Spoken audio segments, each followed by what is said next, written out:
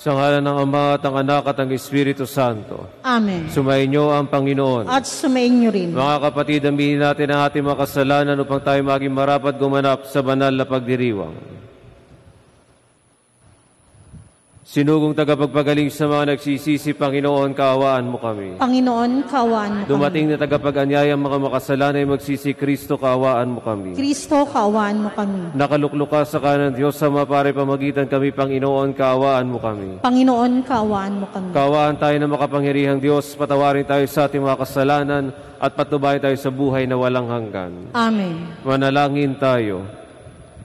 Ama na ay makapangyarihan, maisaloob nawa naming palagian ang mga galing sa Espiritu ng kabanalan, upang salita at gawa ay aming magampanan ang lahat ng iyong makinalulugdan sa pamamagitan ng Jesucristo kasama ng Espiritu Santo, magpasawalang hanggan. Amen. Ang lahat po ay magsiupo.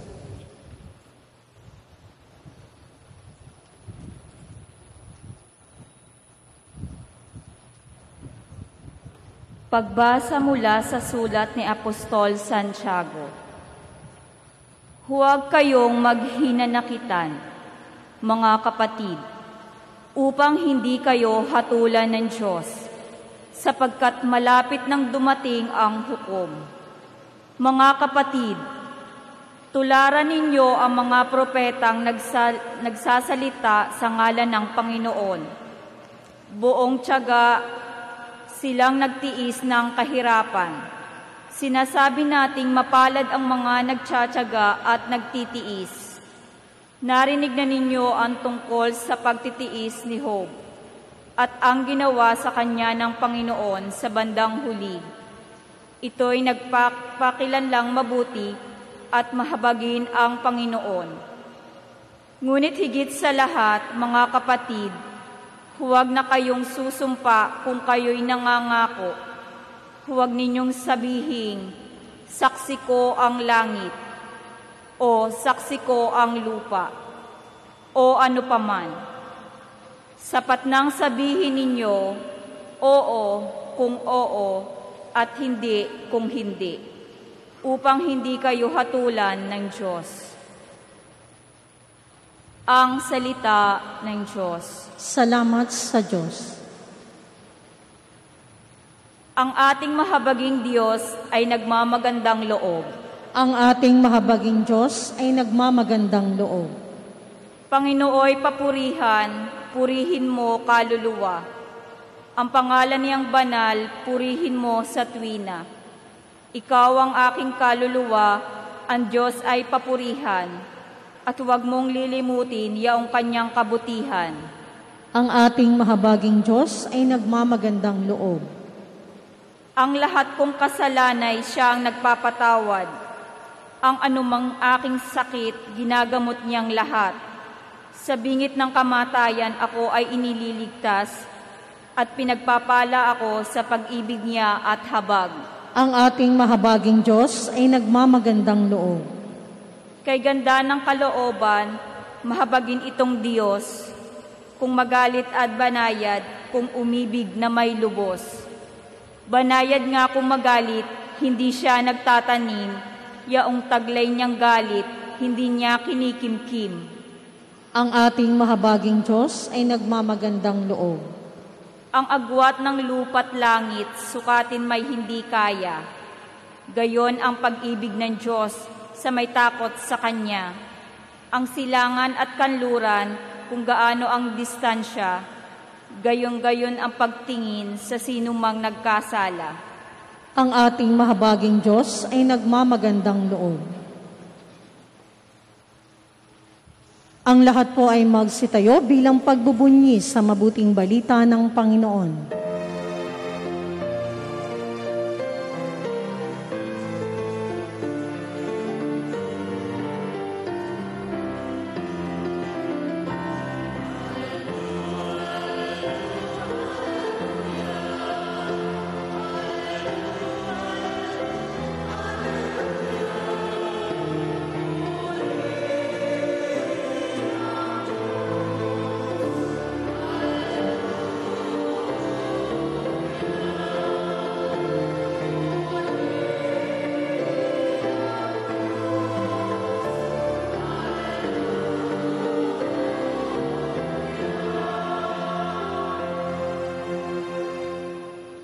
Sumainyo ang Panginoon. At sumainyo Ang rin. mabuting balita ng Panginoon ayon kay San Marcos. Papuri sa iyo, Panginoon. Noong panahong iyon, si Jesus ay nagtungo sa lupain ng Judea at nagtuloy sa ibayo ng ilog Jordan. Muli siya ang pinagkalipumpunan ng mga tao at tulad ng dati nagturo sa kanila. May mga Pariseyong lumapit kay Jesus. Ibig nilang masilo siya kaya't kanilang tinanong, "Naaayon ba sa kautusan na hiwalayan ng lalaki ang kanyang asawa?" Tugon niya, "Ano ang utos sa inyo ni Moises?" Sumagot naman sila, "Ipinahintulot ni Moises na hiwalayan ng lalaki ang kanyang asawa matapos bigyan ng kasulatan sa paghihiwalay." Ngunit sinabi ni Jesus, "Dahil sa katigasan ng inyong ulo, kaya niya inilagda ang utos na ito. Subalit sa pasimula pa, nang likhain ng Diyos ang sanlibutan, nilalang niya silang lalaki at babae. Dahil dito iiwan ng lalaki ang kanyang ama at ina, at magsasama sila ng kanyang asawa, at sila'y magiging isa. Kaya't hindi na sila dalawa, kundi isa. Ang pinagsama ng Diyos ay huwag paghiwalayin ng tao." Pagdating sa bahay, ang mga alagad naman nagtanong kay Jesus tungkol sa bagay na ito. Sinabi niya sa kanila, "Ang sino mang lalaking humiwalay sa kanyang asawa at mag-asawa sa iba ay gumagawa ng masama sa kanyang asawa, siya'y nangangalunya. At ang babaeng humiwalay sa kanyang asawa at mag-asawa sa iba ay nangangalunya rin." Ang mabuting balita ng Panginoon. Pinupuri ka namin, Panginoong Hestokristo. Ang lahat po ay magsiupo. Ang sabi ng matatanda, ang pag-aasawa ay hindi tulad ng isang kanin na iyong isusubo at kapag ikaw ay napaso ay iyong iluluwa. Mga minamahal na kapatid, lalo tigit sa mga may asawa dito, tandaan ninyo ang kahalagahan ng sakramento ng kasal. Sa buong mundo, iisang bansa na lamang ang walang diborsyo at iyon ay ang Pilipinas. Bakit? Sapagkat pinagsisikapan ng mga Pilipinong Katoliko na pahalagahan ang sakramento ng kasal. Kung ikaw ay nag-asawa o mag-aasawa, tandaan mo na ang pinili mong tao ay ang taong mahal mo at binahal mo siya dahil sa kanyang buong pagkatao, hindi lang dahil siya ay perpekto. Dahil kung siya ay perpekto, hindi siya tao. Tandaan mo na ang iyong asawa ay maraming pagkukulang, maraming pagkakamali sa buhay, at ganoon ka din. Marami kang pagkakamali, marami kang pagkukulang. Pero dahil sa inyong pagsasama, lalo tigit sa sakramento ng kasal, sa gabay ng Diyos, nakikita ninyo ang kahalagahan ng kasal. Ito ay sagrado. Ito ay banal. Kaya't hanggat sa huli, hanggat nananatili ang simbahan, hindi magkakaroon ng diborsyo sa simbahan. Sapagkat sa simbahan, dalawang bagay lamang, ikaw ay ikinasal o hindi ikinasal. Tandaan mo, walang taong perpekto. May pagkukulang ang asawa mo. At alam mo iyan sa inyong pagsasama. Kaya huwag mong sasabihin, "Ayaw ko na po sa asawa ko, ibabalik ko na siya sa kanyang ina." Hindi yan pwede. Hindi yan maaari. Dahil sa kanya, nagkaroon ka ng anak. Dahil sa kanya, nakaramdam ka ng pagmamahal. Pero ang buhay may asawa ay hindi buhay na puro sarap, may kasama yang hirap. At mayroong pagkakataon na ang asawa mo ang nagbibigay ng pahirap sa iyo. Pero asawa mo yan, iniharap mo siya sa altar, at nangako ka sa harap ng Diyos na magsasama kayo sa hirap at ginhawa, sa dusa at ligaya. Yaan ang pagmamahal, hindi puro sarap, mayroon ding hirap. Mga minamahal, kung kayo man ay may problema sa inyong buhay may asawa, magdasal kayo, lumapit kayo sa Diyos. Masusolusyonan yan, hindi paghihiwalay ang laging kailangan. Ang pagmamahala ng mag-asawa, ang pananampalataya sa Diyos, Yaan ang mga bagay na magpapatibay sa inyong pamilya. Tandaan niyo, ang kasal ay hindi lamang pagsasama, ito ay sakramento. Kaya sinabi ng Diyos, ang pinagsama ng tao, ang pinagsama ng Diyos ay huwag paghiwalayin ng tao.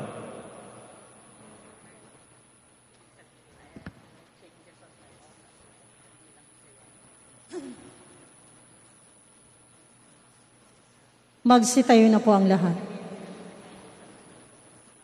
Nakikibahagi sa paglikha ng Diyos ng bagong buhay ang mga asawa at mga may bahay para sa pangailangan ng mga magulang at mga anak ang ating kahilingan ngayon. Ang ating tutugon, Panginoon, dinggin mo ang aming panalangin. Panginoon, dinggin mo ang aming panalangin. Ang ating simbahan naway maging totoo sa kanyang pagtatanggol sa integridad ng sakramento ng kasal at ng pamilya. Manalangin tayo sa Panginoon. Panginoon, dinggin mo ang aming panalangin. Ang mga pinuno ng gobyerno at mga mambabatas naway magpasa ng mga batas at panuntunan na nagtatatag ng pamilya at hindi sumisira nito. Manalangin tayo sa Panginoon. Panginoon, dinggin mo ang aming panalangin. Sa mga pamilya na nasira ng diborsyo o kaya ng paghihiwalay, naway makatagpo sila ng suporta at pangunawa mula sa mga komunidad na kanilang kinabibilangan. Manalangin tayo sa Panginoon. Panginoon, dinggin mo ang aming panalangin. Sa mga pamilya, naway magbigay ng inspirasyon sa kanilang pamumuhay bilang komunidad. Ang mga ehemplo ni Maria at Jose, manalangin tayo sa Panginoon. Panginoon, dinggin mo ang aming panalangin. Ang ating yumaong mga kamag-anak at mga kaibigan, naway makakita ng kasiyahan sa kapayapaan ng walang hanggang tahanan ng Diyos. Manalangin tayo sa Panginoon. Panginoon, dinggin mo ang aming panalangin. Diyos ng pag-ibig, nilikha mo kaming lalaki at babae upang ipagpatuloy ang iyong paglikha. Ang pag-ibig namin sa isa't isa daw ay sumalamin sa iyong pananatili sa amin. Hinihiling namin ito sa pamamagitan ni Kristo ang aming Panginoon. Amen. Ang lahat po ay magsiupo.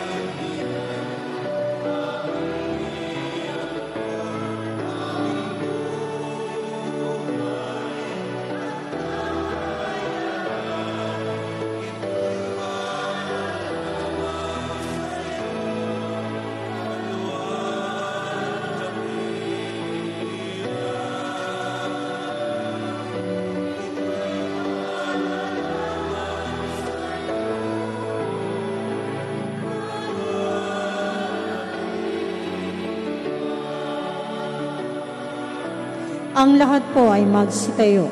Manalangin kayo mga kapatid upang paghain natin ay kalugdan ng Diyos sa mga makapangyarihan. Tanggapin nawa ng Panginoon itong paghahain sa iyong mga kamay sa kapurihan niya at karangalan sa ating kapakinabangan at sa buong sambayanan niyang banal. Ama naming lumikha, sa pagganap namin ng banal na pagdiriwang upang ikaw ngayon aming paglingkuran, hinihiling naming naway mapakinabangan ang aming inihahain sa iyong karangalan sa pamamagitan ng Jesucristo kasama ng Espiritu Santo, magpasawalang hanggan. Amen. Sumainyo ang Panginoon. At sumainyo Itaas sa Diyos ang inyong puso at diwa. itinaas na namin sa Panginoon. Pasalamatan natin ang Panginoong ating Diyos. Marapat na siya'y pasalamatan. Ama na ay makapangyarihan, tunay nga marapat na ikaw ay aming pasalamatan sa pamamagitan ng Jesucristo na aming Panginoon.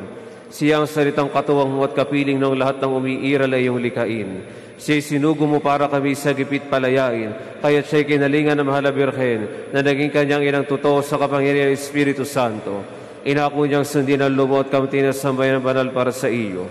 Pinagtiisan niyang iunat sa krus sa kanyang mga kamay upang magwakas ang kamatayan at mahayag ang pagkabuhay. Kaya kaisa ng mga anghel nagsiawit ang papuri sa iyo, nang walang humpay sa kalangitan, kami nagbubunyi sa iyong kadakilaan. Santo, Santo, Santo, Panginoong Diyos ng mga hukbo, napupuno ang langit at lupa ng kadakilaan mo, usana sa kaitaasan, pinagpala ang naparirito sa ngalan ng Panginoon, usana sa kaitaasan, ang lahat po ay magsiluhod. Ama naming banal, ikaw ang bukal ng tanang kabanalan, kaya't sa pamamagitan ng iyong Espiritu, gawing banal ng mga kaloob na ito, upang para sa amin maging katawan at dugo ng aming Panginoong Jesucristo. Bago niya pinagtiisa ang kusang loob na maging handog, hinawakan niya ang tinapay, pinasalamatan kaniya, pinagati-hati niya iyon, inabot sa kanya mga lagad at sinabi, tanggapin ninyong lahat ito at kanin, ito ang aking katawan ay hahandog para sa inyo.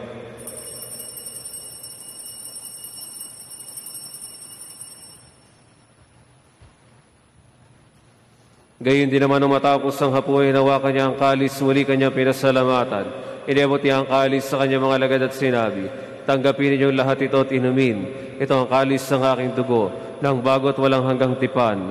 Ang aking dugo na ibubuhos para sa inyo at para sa lahat, sa kapagkapatawad ng mga kasalanan. Gawin ninyo ito sa pag-alala sa akin.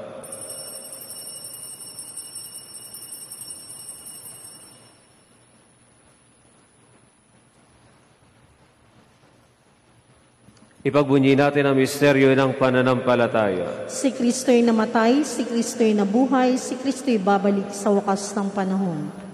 Ama, ginagawa namin ngayon ang pag-alala sa pagkamatay at muli pagkabuhay ng iyong anak. Kaya tiniaalay namin sa iyo ang tinapay at bibigay buhay at ang kalis na nagkakaloob ng kaligtasan. Kami nagpapasalamat dahil kami minarapat tumayo sa harap mo para maglingkod sa iyo. Isinasamo namin kayo magsasalo-salo sa katawan at dugo ni Kristo ay mabuklod sa pagkakaisa sa pamamagitan ng Espiritu Santo. Ama, lingapin mo ang iyong simbahang laganap sa buong daigdig. Pususin mo kami sa pag-ibig kay San Francisco naming Papa at Imelray naming Obispo, ni Emilio naming Obispo Emerito at ng Tanang Kaparian. Alalahanin mo rin ang mga kapatid naming himlay na may pag-asa sila'y muling mabubuhay, gayon din ang lahat ng mga pumanaw. Kaawaan mo sila at patuloyin sa iyong kaliwanagan. Kaawaan mo at pagidapati kami lahat na makasalo sa iyong buhay na walang wakas. Kaysa na mahal na Birheng Maria na Ina ng Diyos, kaysa ni San Jose na kanyang esposo, kaysa ng mga apostol at ang lahat ng mga banal na namuhay sa daigdig ng kalugod-lugod sa iyo, may pagdiwang nawa namin na pagpupuri sa ikararangal mo sa pamamagitan ng iyong anak na aming Panginoong Jesucristo. Sa pamamagitan ni Kristo, kasama niya at sa Kanya, ang lahat ng parangal at papuri ay sa iyo, Diyos amang makapangyarihan, kasama ng Espiritu Santo, magpasawalang hanggan. Amen. Ang lahat po ay magsitayo. Sa tagubili ng mga nakagagaling na utos at turo ni Jesus sa Panginoon natin at Diyos, ipahayag natin ang lakas loob.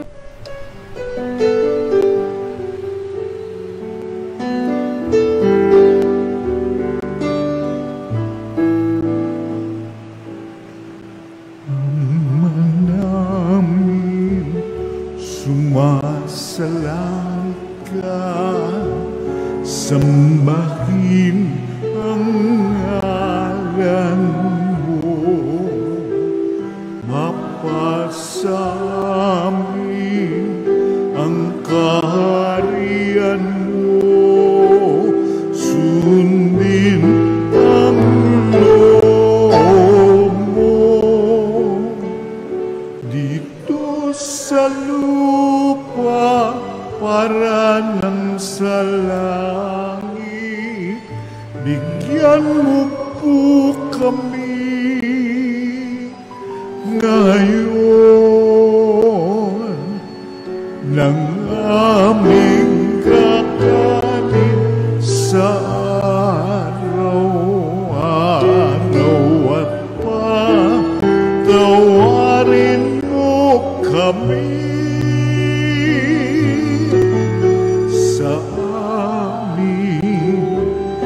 mga sala para ng pagpapatawan namin sa nagkakasala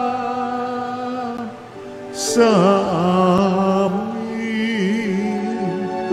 At huwag mo kaming ipagdulot sa tukso,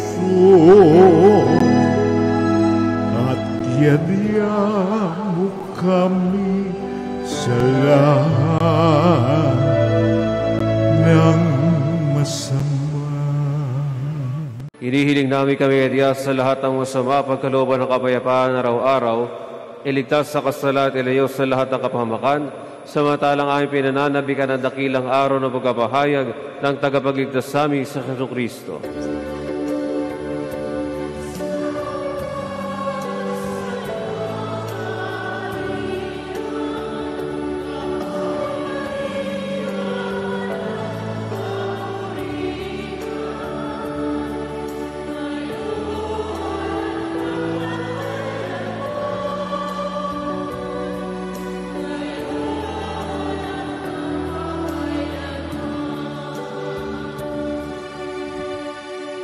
Panginoong Jesucristo, sinabi mo sa mga apostol, kapayapaan ang iniiwan ko sa inyo, ang aking kapayapaan ang ibinibigay ko sa inyo.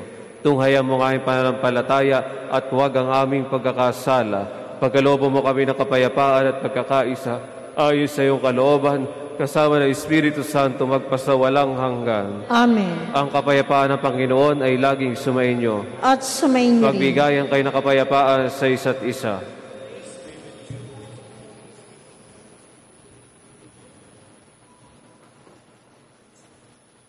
Kordero ng Diyos na nag-aalis ng mga kasalanan ng sanlibutan, maawa ka sa amin.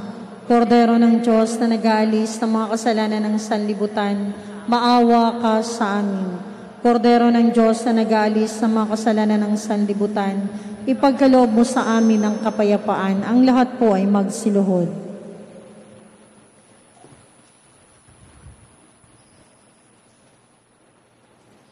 Ito ang kordero ng Diyos, ito nag-aalis ng mga kasalanan sa libutan, mapalad ang mga inaaniyahan sa kanyang piging. Panginoon, hindi ako karapat-dapat magpatuloy sa iyo, ngunit sa isang salita mo lamang ay gagaling na ako.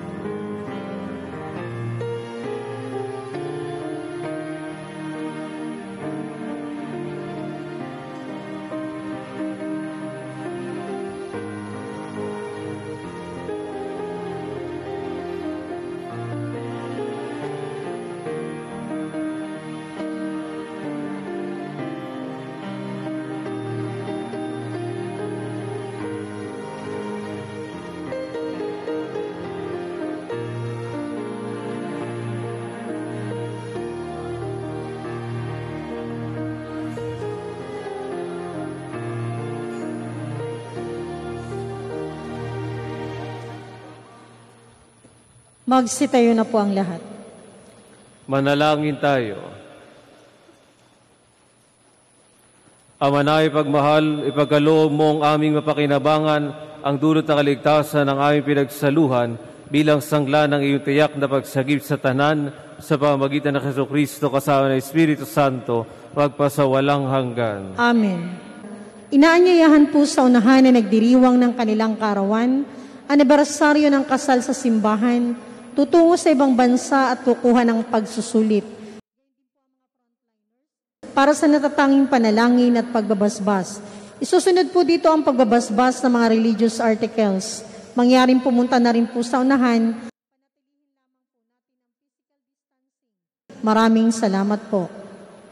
Ama namin pagmahal sa'yo nagmumula lahat ng mabuting bagay. Hinihilangin wasasan mo ay mga kapatid na nagdiriwang ng karawan, anibersaryo ng kasal, nakatakdang mga ibang bansa, sasailayo sa pagsulit mga frontliners. Pagkaloob mo sila sa mahaba at makahulugang buhay, mabuting kalusugan, maliwag na kaisipan, mga tapat na kaibigan, maayos na nabuhay kaligtas sa anumang kapahamakan. Masasamurin ang kanilang mga gawain at dikain upang ito'y matupad ayos sa iyong kalooban. Higit sa lahat, pagpatuloy mo sila sa palataya, patibay sa pag-asa at pag-alabit sa pag-ibig. Hinihiling namin ito sa pamagitan ni Kristo ang aming Panginoon. Amen. Naway gawaran ng Diyos sa pagkapalang ako sa kapwa sa panalangin, upang mga ito'y magigabay sa pagtahak sa kabanalan at paghangad ang buhay sa kalangitan sa pamamagitan ni Kristo, kasama ng Espiritu Santo, magpasawalang hanggan. Amen.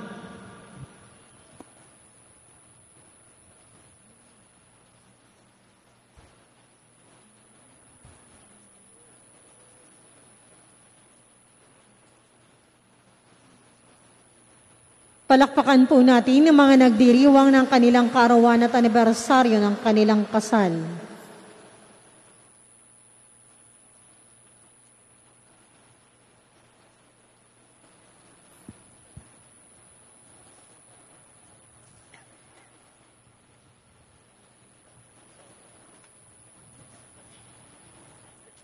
Magsitayo na po ang lahat.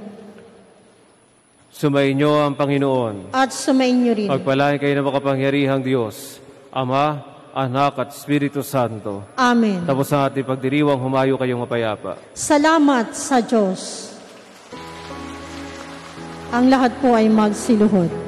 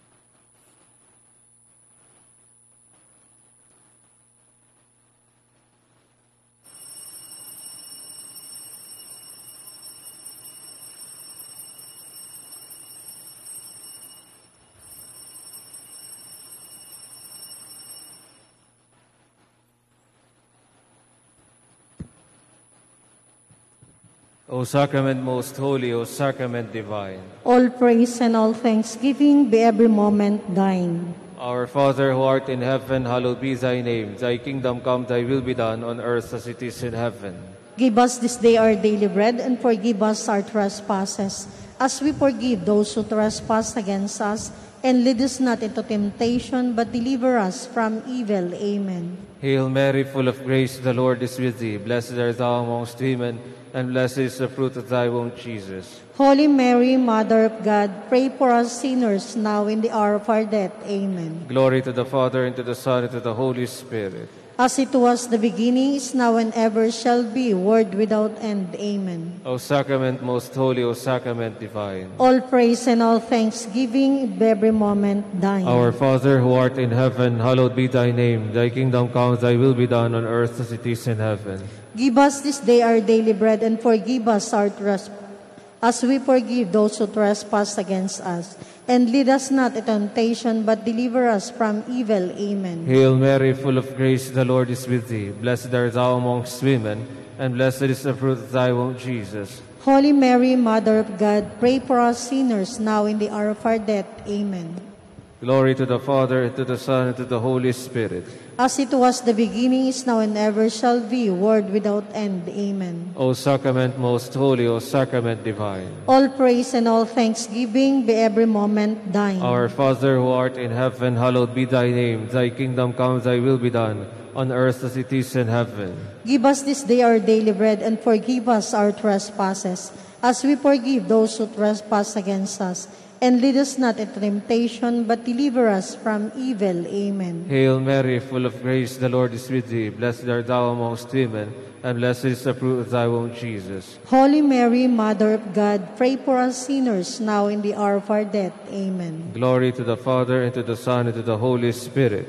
As it was the beginning, is now, and ever shall be, world without end. Amen. O sacrament most holy, O sacrament divine. All praise and all thanksgiving be every moment thine.